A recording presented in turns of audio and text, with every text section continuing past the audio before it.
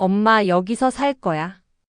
지훈의 작은 손이 서연의 손을 꼭 잡았다.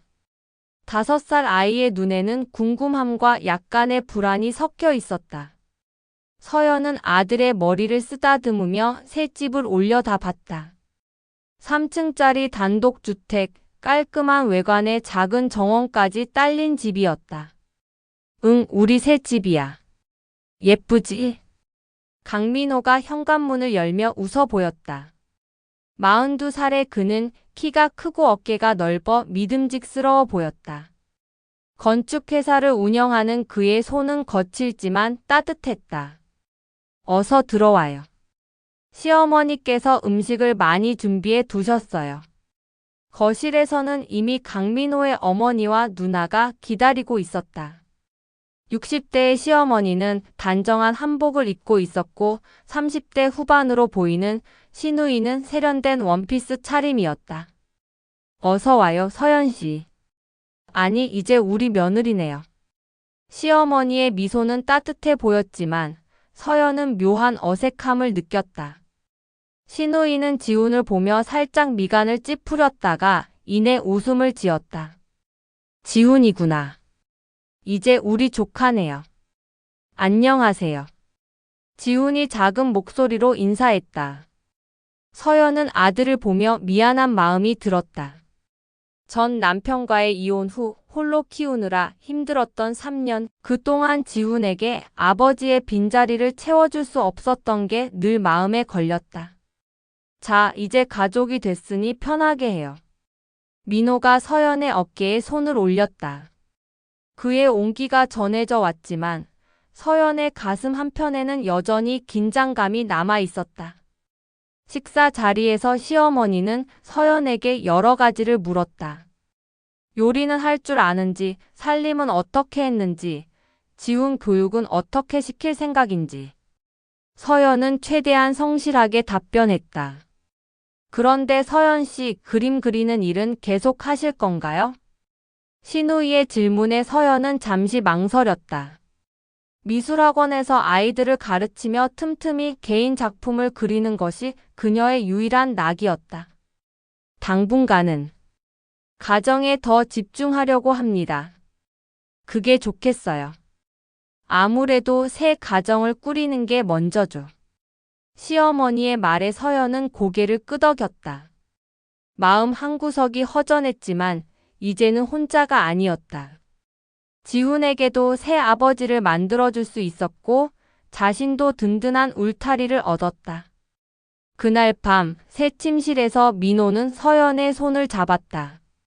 힘들겠지만 우리 잘해봐요. 지훈이도 제가 잘 돌볼게요. 서연은 고개를 끄덕이며 새로운 시작에 대한 희망을 품었다. 하지만 가슴 깊은 곳에서는 알 수 없는 불안감이 스멀스멀 피어오르고 있었다. 민호가 퇴근 후 집에 들어서자마자 시아버지의 전화가 울렸다. 평소보다 무겁고 날카로운 목소리가 수화기 너머로 전해졌다. 민호야, 내일 아침에 집으로 와라. 온 가족이 모여서 얘기해야 할 일이 있다. 전화를 끊은 민호의 얼굴은 창백했다. 서연이 다가가 그의 어깨에 손을 얹었지만 민호는 고개를 돌렸다. 회사 일이야. 괜찮을 거야. 하지만 그의 떨리는 손이 거짓말을 드러내고 있었다. 다음 날 아침 시댁 거실에는 긴장감이 흘렀다. 시아버지가 중앙에 앉고 시어머니와 시누이들이 양옆을 차지했다. 서연과 민호는 마주편에 나란히 앉아 있었다. 회사가 부도 위기야. 시아버지의 첫마디가 방 안의 공기를 얼려버렸다. 협력 업체들이 줄줄이 손을 떼고 은행에서도 더 이상 대출을 안 해준다고 한다. 시어머니가 서연을 날카롭게 쳐다보았다. 그런데 며느리, 당신 그림으로 돈 꽤 벌었다며. 그리고 지훈이 적금도 있고. 서연의 가슴이 쿵 떨어졌다. 지난 2년간 화가로서 쌓아온 성과와 아들을 위해 모은 돈을 말하는 것이었다. 그건 지훈이 교육비와 미래를 위해 모은 돈입니다. 지금이 어떤 상황인데 그런 소리야. 신우이가 목소리를 높였다. 우리 오빠 회사가 망하면 지훈이 미래도 없어. 민호는 끝까지 말이 없었다. 아니, 말할 수 없었다. 가족 앞에서 아내를 보호해야 할 순간에도 그는 침묵으로 일관했다. 일주일 안에 결정해. 시아버지가 최후 통첩을 던제다. 가족이 위기일 때 서로 도와야 하는 거 아니냐. 집으로 돌아오는 길, 차 안은 정적만 흘렀다. 서연은 창밖을 바라보며 눈물을 참았다. 자신이 이 가족에서 얼마나 외로운 존재인지 뼈저리게 느꼈다. 한편 언니 수지는 정치부 기자로서 신인 정치인 박도윤의 부정 정치 자금 의혹을 추적하고 있었다. 취재 과정에서 도윤과 연결된 건설업체 명단을 확인하던 중 민호의 이름이 적힌 계약서를 발견했다. 이상하네. 수지는 서류를 다시 한번 살펴보며 중얼거렸다. 동생의 남편이 어떻게 정치인과 연결될 수 있는지 의문이 들었다. 그날 밤 서연은 지훈을 재우고 화실에 홀로 앉았다. 캠퍼스 앞에서 붓을 들었지만 어떤 그림도 그려지지 않았다. 자신만의 공간마저 점점 좁아지고 있음을 느꼈다. 사방이 막힌 듯한 답답함 속에서 서연은 처음으로 이 결혼이 자신을 얼마나 고립시켰는지 깨달았다. 수지는 며칠째 밤을 새우며 박도윤 관련 서류들을 분석했다. 정치자금법 위반의 결정적 증거를 찾기 위해서였지만 계속해서 동생 서연의 남편 민호의 이름이 눈에 띄었다. 처음엔 우연의 일치라 생각했지만 파헤칠수록 의심은 확신으로 바뀌었다. 이건 단순한 건설업체 계약이 아니야. 수진의 손에 든 문서는 민호의 회사가 박도윤의 정치 자금을 세탁하는 통로 역할을 했다는 것을 보여주었다. 더욱 충격적인 것은 서연과의 결혼 시기와 정확히 맞물린 자금 흐름이었다. 다음 날 수지는 서연에게 전화를 걸었다. 서연아, 오늘 시간 있어? 만나서 얘기할 게 있어. 언니 목소리가 이상해. 무슨 일이야? 전화로는 힘들고. 민호 없을 때 만나자. 카페에서 마주 앉은 두 자매. 수지는 조심스럽게 말문을 열었다. 서연아, 민호 씨에 대해 네가 모르는 게 있을 수도 있어. 무슨 뜻이야? 서연의 표정이 굳어졌다. 수지는 가져온 서류 복사본을 건넸다.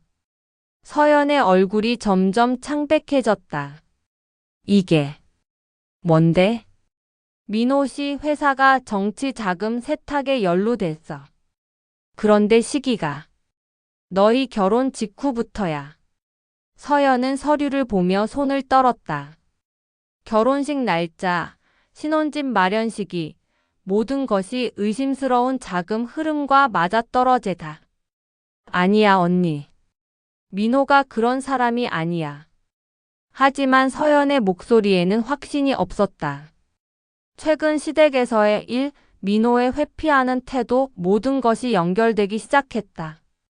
그날 밤 민호는 또다시 늦은 귀가였다. 서연은 혼자 집에 남아 지훈을 재운 후 민호의 서재로 향했다. 평소라면 절대 들여다보지 않았을 그의 개인 공간이었다. 서랍을 열자 각종 서류들이 나왔다. 그중 눈에 띈 것은 자신의 이름으로 된 통장과 계약서들이었다. 서연이 모르는 사이에 개설된 계좌, 그리고 그 안으로 흘러들어간 출처불명의 돈들. 이게 뭐야? 더 충격적인 것은 지훈 명의의 적금 해지 신청서였다. 아직 서명은 되어 있지 않았지만 준비된 것은 분명했다. 현관문이 열리는 소리가 들렸다. 민호가 돌아온 것이다. 서연은 서류들을 손에 쥔 채 서재 문 앞에 서 있었다. 뭐 하고 있어? 민호가 놀란 표정으로 물었다. 서연은 서류를 들어 보였다. 이게 뭐야? 내 이름으로 된 통장이 왜 여기 있어? 그리고 지훈이 적금 해지 신청서는 또 뭐고? 민호의 얼굴이 순간 일그러졌다. 들킨 사람의 표정이었다. 서연아, 이건 언니가 다 알려줬어.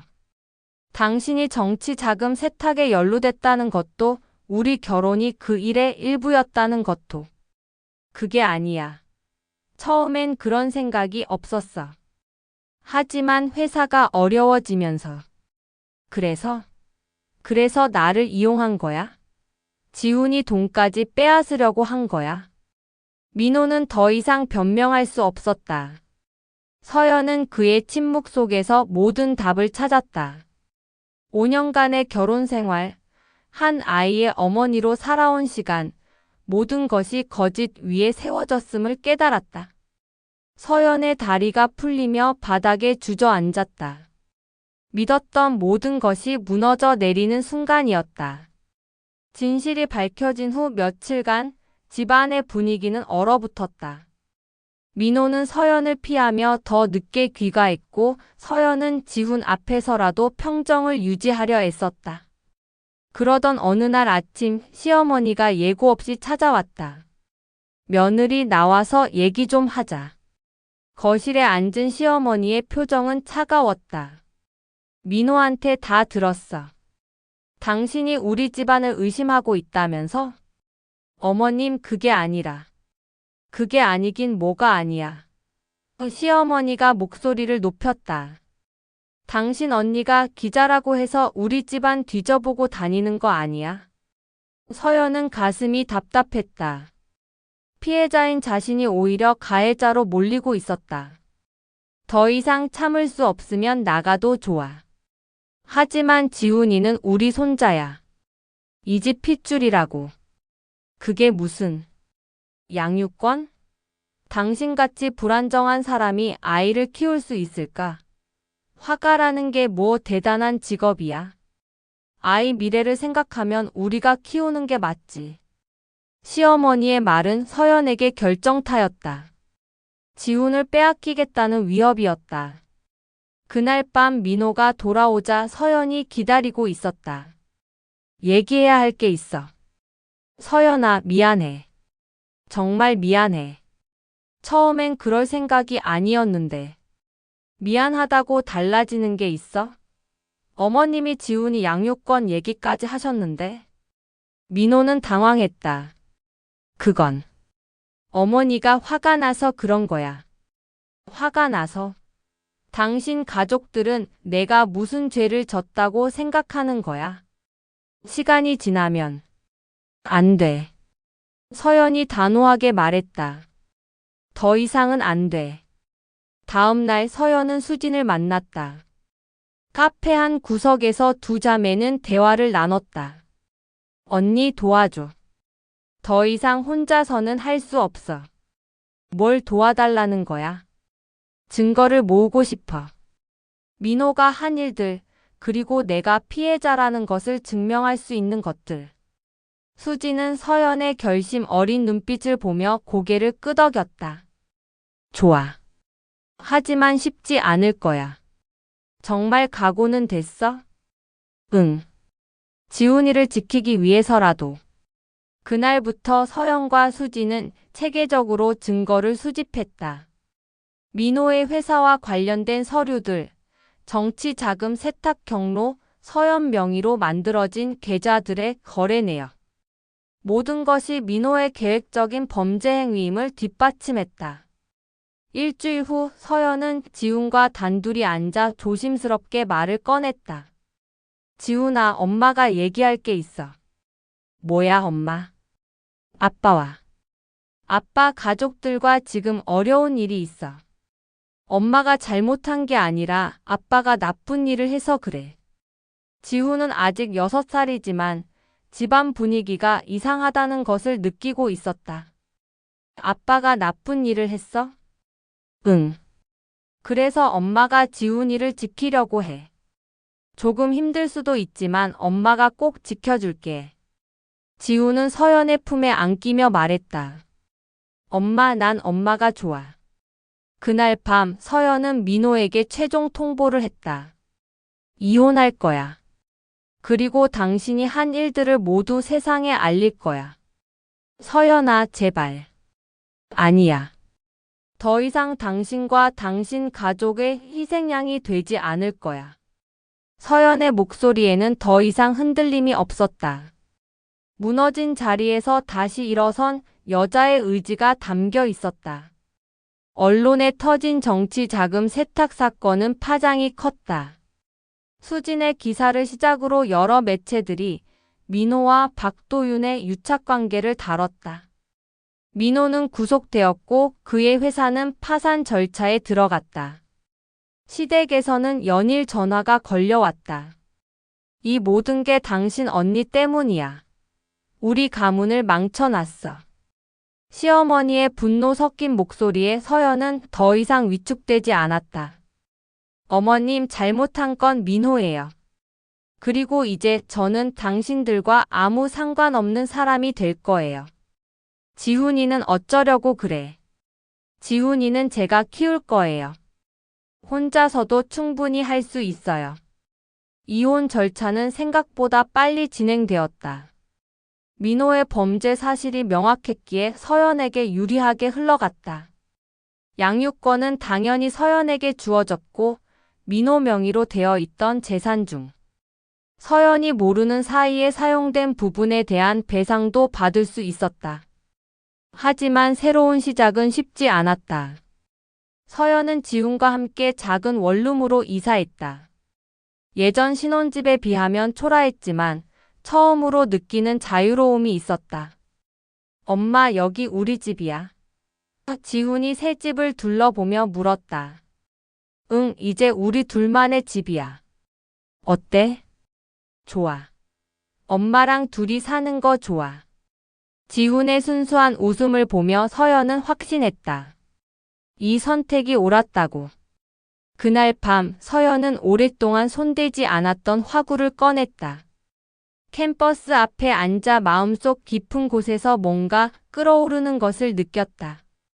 지난 몇 년간 억눌렸던 감정들, 배신의 아픔, 그리고 이를 딛고 일어서려는 의지가 붓끝에 실렸다. 첫 번째 그림은 어둠 속에서 피어나는 붉은 꽃이었다. 고통 속에서도 피어나는 생명력을 표현한 것이었다. 몇 달 후 서연은 작은 갤러리에서 개인전을 열었다. 전시 제목은 부서진 거울의 조각들이었다. 배신과 상처 그리고 재생을 주제로 한 20여 점의 작품들이 전시되었다. 개막식 날 수진이 지훈의 손을 잡고 왔다. 언니 고마워. 언니 없었으면 여기까지 올 수 없었을 거야. 뭘 당연한 거지. 그런데 정말 멋진 그림들이야. 네가 이렇게 대단한 화가인 줄 몰랐어. 관람객들이 하나둘씩 늘어나기 시작했다. 서연의 작품 앞에서 사람들은 진지한 표정으로 그림을 바라봤다. 어떤 이는 고개를 끄덕이며 공감했고 어떤 이는 눈시울을 붉혔다. 한 중년 여성이 서연에게 다가왔다. 작가님, 이 그림들을 보니 제 이야기 같아요. 저도 비슷한 일을 겪었거든요. 그러셨군요. 그런데 마지막 작품은 정말 희망적이에요. 저도 용기를 얻는 것 같아요. 마지막 작품은 여명의 풍경이었다.